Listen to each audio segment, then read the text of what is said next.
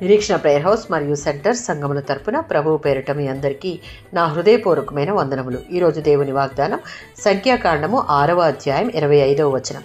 యెహోవా నీకు తన సన్నిధి కాంతిని ప్రకాశింపచేసి నిన్ను కరుణించును. దేవుడు మోషేకు చెప్పి అహరోను మరియు అతని కుమారులను నియమించి ఇశ్రాయేలీయులపై ఇలా ఆశీర్వాదముగా పలకమని ఆజ్ఞాపించాడు. ఈ ఆశీర్వాదం దేవుని ప్రజల మీద దేవుని యొక్క దయను, శాంతిని, రక్షణను ఉండాలని తెలియజేస్తూ ఉంది. ఈ వచనంలో ప్రత్యేకంగా దేవుడు తన ముఖకాంతిని ప్రసరింపజేసి వారికి కృప చూపాలని ఆశపడుతూ ఉన్నాడు.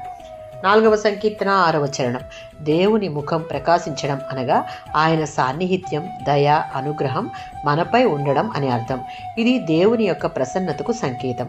యోహాను సువార్త 1వ అధ్యాయం 16-17 వచనాలలో మనం అర్హులము కానప్పటికీ దేవుడు తన దయను, క్షమను, రక్షణను మనపై కుమ్మరించేటటువంటి కృపను ఇస్తున్నాడు. ఇది క్రీస్తులో సంపూర్ణముగా మనకు లభిస్తుంది.